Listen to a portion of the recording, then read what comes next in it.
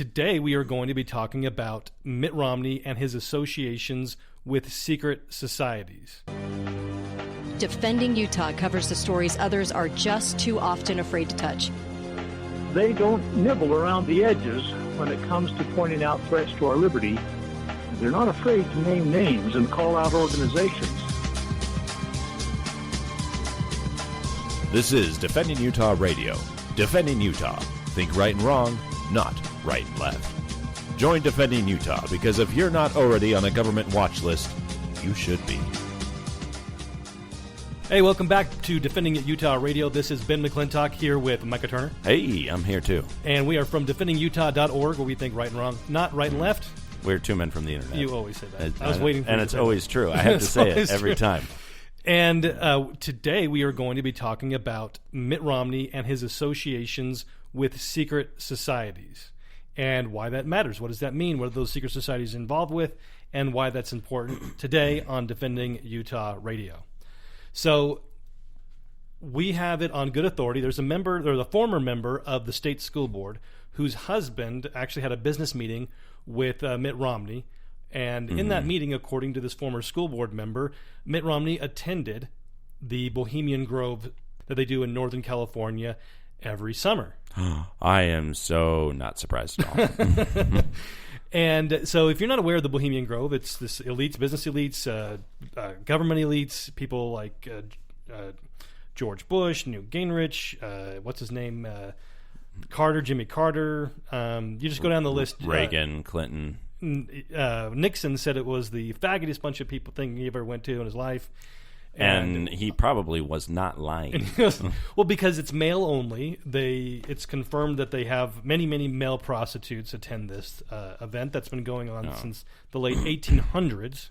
Yeah, and actually a group sued them, was it in the 80s or the 90s? Because they said because they only hired men too to work there. Yep. It was like, not only did they only let men in, they only hired men to work there. And this is in California, where you have to have a woman on your board of directors, otherwise they're going to shut you down. Yeah, and so they got sued, and so they said, "Oh, okay, we'll hire some women, but they have to be in these. They can't leave these specific areas." I don't know too much about that. But anyway, so at the Bohemian Grove, they do this ceremony called the Cremation of Care. And where they do this ceremony worshiping the owl god. What was it's not Moloch, it's some other Babylonian god. The owl. It's the owl of Minerva. Minerva, thank you. And it does. The owl itself doesn't have a name, I believe. Oh, okay. It's just the owl of Minerva. So, yeah. And they do this. Moloch is a Canaanite god. That's actually not Babylonian. Thank you. Yeah, it's symbolized by a bull. Gotcha. Is Moloch, and it's commonly referred to that, but that's an incorrect reference. So at the this cremation of care, what they're doing is they're burning an effigy, meaning a fake sacrifice. Yeah, I put fake in quotations. Hopefully fake. Hopefully fake. There have been rumors that there have been times it's not fake, or in other places it's not fake. Yeah, and I don't doubt those rumors. They do this cremation of care, meaning they're sacrificing the cares of the world. They are doing these. They have to do these horrible things for the greater good, right? And so, as a part of this, is this whole ceremony, and where the preacher in the reenactment says something. A part of it, which I think is interesting, is he says, "Quote: Ye shall burn me once again, not with these flames, which hither ye have brought from regions where I reign. Ye fools and priests, I spit upon your fire." And so that's what the effigy says. Right. Yeah. Well, I said priest because it's got the Okay. Yeah. It doesn't differentiate, but that's when the effigy is speaking. "O owl, prince of all mortal wisdom, owl of Bohemia, we beseech thee, grant us thy counsel." So there's a lot of different satanic references there, and this is something that, according to this former state school board member, Mitt Romney, had attended. Yeah, and you can look at you can maybe not Google, go to DuckDuckGo now or something. You're going to get a lot less filtered results from there. But you can actually see there is a video of this. I believe this is the one Alex Jones claims to have Infiltrated, snuck right, in. yeah. You don't get to just You don't just get to you know, that. and you don't like you can. Yeah, they actually have every year. They like the local police department. Yeah, It because they got patrols. protesters and all that kind of stuff. Yeah, like no, you don't just sneak in. Anyway. Like you don't just walk through the anyway. So, but you can actually see the video and the whole script and everything, and the whole. It's done like one of those plays where nobody talks. That's already pre-recorded, and they're just the actors just wave their arms around, Pantomiming. Yeah, that's how it's done. You know. So another secret society that Mitt Romney is a part of is called the Alfalfa Club, and this is something that a lot of people that write books exposing the elites and exposing the conspiracy haven't written a lot about. And according to Wikipedia, so we'll just kind of go straight to what would normally, somebody listens to I want to learn more about this. The Wikipedia entry says that it's a social club that exists only to hold an annual black tie banquet on the last Saturday of January. So they just had their new one recently for 2020. I'm curious to know who the new president is, or if they do one every year, a new president every year. January at the Capitol Hilton in Washington, D.C., with the after party at a local restaurant. The banquet, which lasts 4 hours, sounds extremely boring, features music by the United States Marine Band as well as a political roast. There are approximately 200 members of the club, all of them influential politicians and business executives, and the club has an invitation system. Members are required to be invited to join, and invitations are extended to prospective members annually to fill the spots of recently deceased members. Several presidents of the United States have been members of the club. The press is not allowed to attend the banquet. The club was named in reference to the alfalfa plant's supposed willingness to do anything for a drink. If in attendance, the President of the United States is usually asked to deliver remarks at the banquet. President George W. Bush spoke at the banquet each year of his presidency. The Alfalfa Club was one of only 3 clubs that his father, George Herbert Walker Bush, was a member of as president. President Obama attended and spoke at the banquet in 2009 and 2012. And if you look at the history of the club, what it claims to be is a celebration of Robert E. Lee, Confederate Civil War general, or War of Southern Independence, General Robert E. Lee.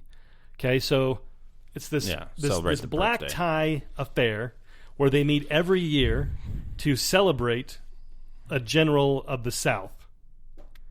Sounds totally true. Where and Barack Obama showed up to celebrate the Confederate general birthday. Does that sound legit? Totes legit. Totes legit, right? Totes my goats, man. Totes my goats. It's this invitation, elite only dinner to celebrate the birthday of a Confederate general. Okay, and the media isn't there calling all these people racists. So far, if we remove this whole birthday thing, it sounds a whole lot like Bilderberg, doesn't it? It does sound like a Bilderberg, yes. And we're going to get into a document that's really hard to come across, actually, that talks about the history of what the Alfalfa Club believes is their history.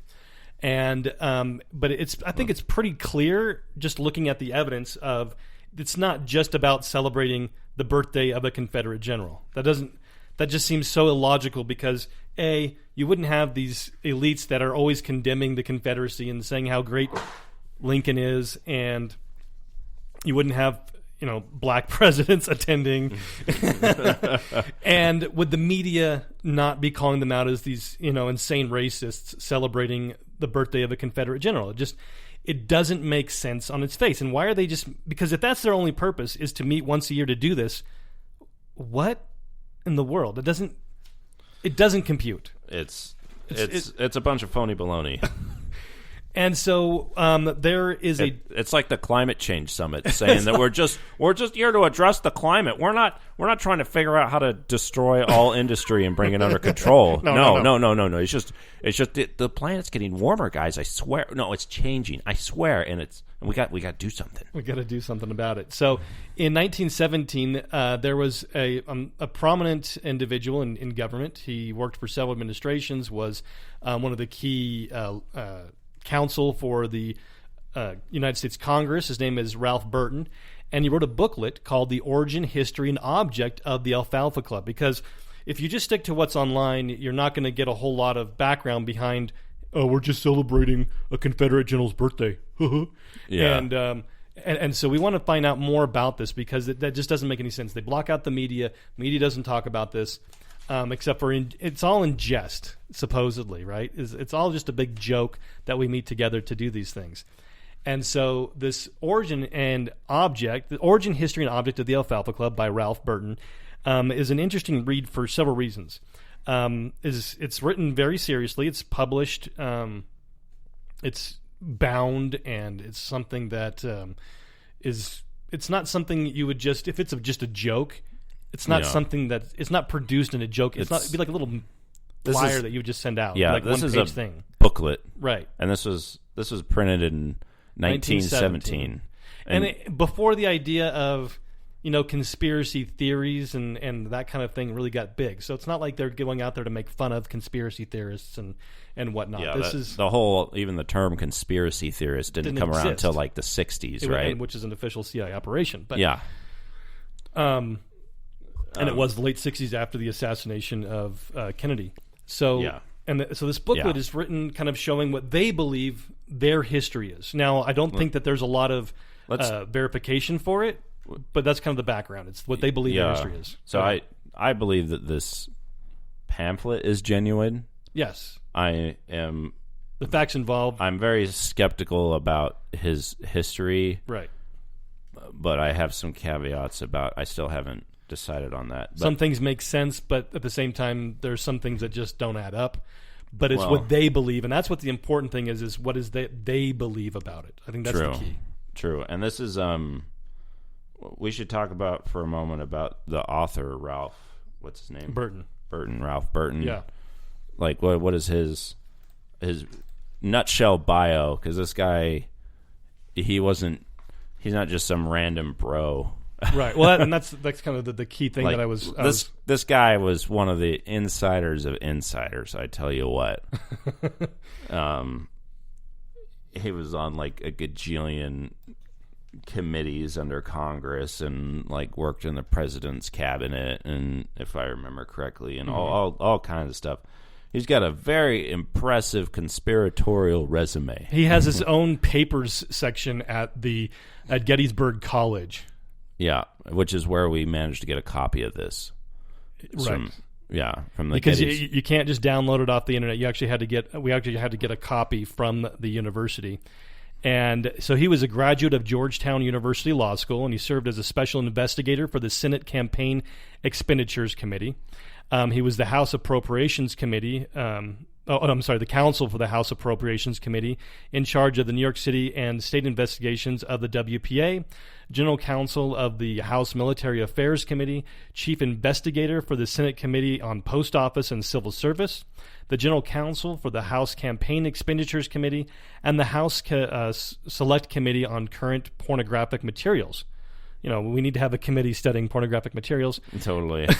And he was also a founding life member. He was probably jumping to get on that one. He was also a national founding member of the National Press Club and a member of the Alfalfa Club. So he's a member of this organization. He has a huge, establishment background.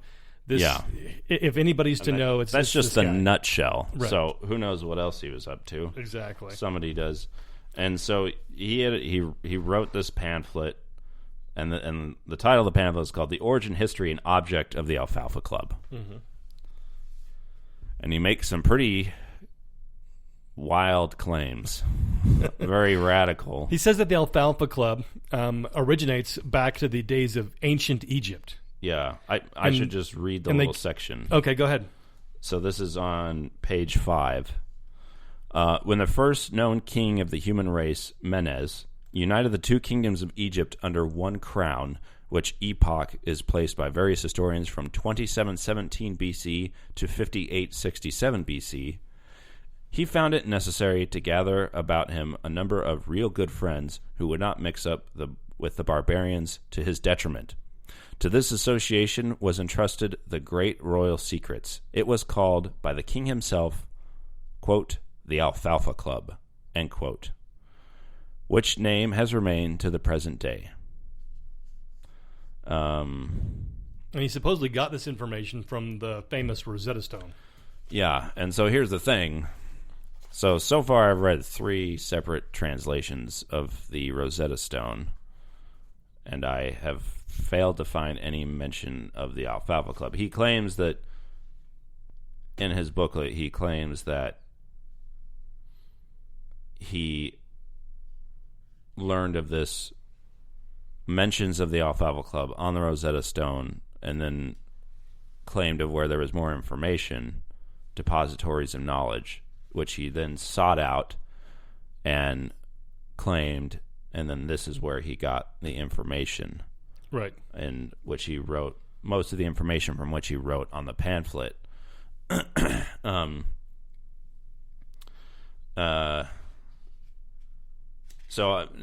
the oldest translation I could find of the Alfalfa Club has been in the right at the 20th century, or 1899. However, the Rosetta Stone was discovered in the 19th century, right at like 1801 or something, or 1805. Anyway, so basically the earliest translation I've been able to find of the Rosetta Stone comes 100 years after it was discovered, which I find a little odd. Mm-hmm. So I need to search again. I want to find an original translation. When he wrote this, it was 1917. Yeah. 1910s. It was printed in 1917. I don't know when he wrote it exactly. Okay, sure. Okay. So it could be that there really is, that he's not pulling my leg here on that. But we haven't been able to find anything. But an interesting thing that he says that I think is really important along with the point of the topic, he says, although little known in history, it was the power behind the throne through the generations of dynasties. So he's saying, yes, people didn't know about it behind the scenes, but it was the power. And then he says this, I think this is really key for his understanding of the conspiracy in general. He says that it was the Colonel E.M. House, Colonel Edward Mandell House, of the olden days. Now that's really important because of who Colonel Edward Mandell House was. Yeah. If you're not aware of who Colonel House was, he was Eisenhower's brain, is what not Eisenhower, I'm sorry, Wilson's brain. And he was the power behind the throne during the Wilson administration. It was him. He said that he envisioned a world as dreamed of by Karl Marx. He was the major proponent of the League of Nations. And when that failed, he was the one of the co-founders of the Council on Foreign Relations, an organization designed to be able to promote and to be able to get the American people on board with the idea of a world government. And then his Mandell House's biographer said that House was the guardian angel of the United Nations formation. And so Mandell House is a huge part of the conspiracy. And for this guy, Burton, to equate the Alfalfa Club with Edward Mandell House is, I think...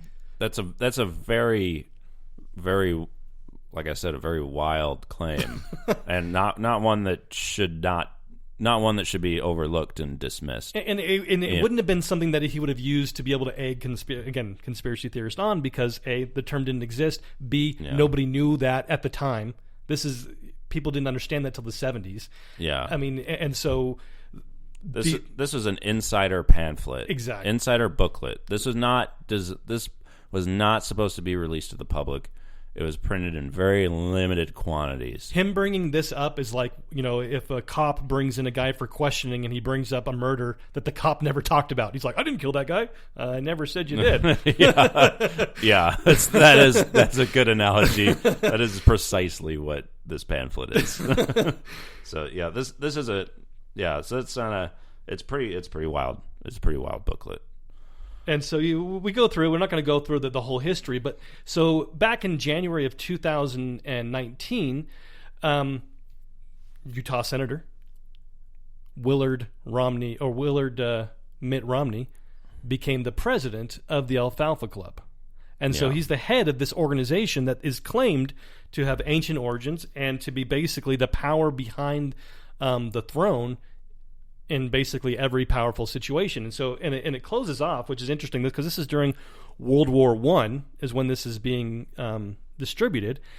They're explaining they close this off, saying that it is basically it was the Kaiser, right? Was the head of Germany during this period of time, and he was trying to get a hold of the Alfalfa papers, and this booklet is talking about how important it is that they keep it out of their hands to make sure that they don't become the world superpower, that it remains in our hands so that we remain the head of the world superpower as ancient civilizations before. And so this is the organization that our senator is a part of, in addition to other secret societies that are working towards the detriment of mankind, the liberty of mankind. Yeah. And so we thought it was really interesting. We wanted to bring this to your attention. You'd understand more about who Mitt Romney is. Maybe this will help us to be able to make better choices in the future. Have we published this booklet? We have yet? not published this booklet yet. Maybe we should include it with the podcast. It's very short. It's super large print, and it's 12 pages. Yeah. If it was 12-point font, it'd probably fit on like 3 pages or something, or 2.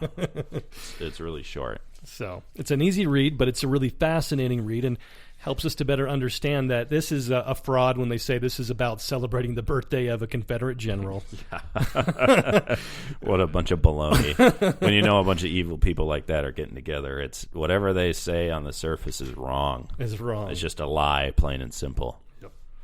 Hey, if you like what we do here at Defending Utah, we invite you to become a member of Defending Utah, receive all of the benefits. Or if you want to, do you like this podcast, you want to support it and encourage more, or be able to allow more of these episodes to come out, please go to defendingutah.org, become a member, or give us a one-time donation there at defendingutah.org. Until next time, I'm Ben McClintock.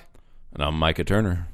This Defending Utah presentation brought to you in part by Anderson Accounting, andersonaccounting.com, Trust Plumbing, 801-808-5470, Higher Calling Firearms, highercallingfirearms.com, Pioneer Family Scholars, Black Lotus Web Dev, blacklotuswebdev.com, American Appliance at 801-254-2566, Shem Financial Services, 801-856-6151, and the law offices of Garrett T. Smith, 801-477-1570.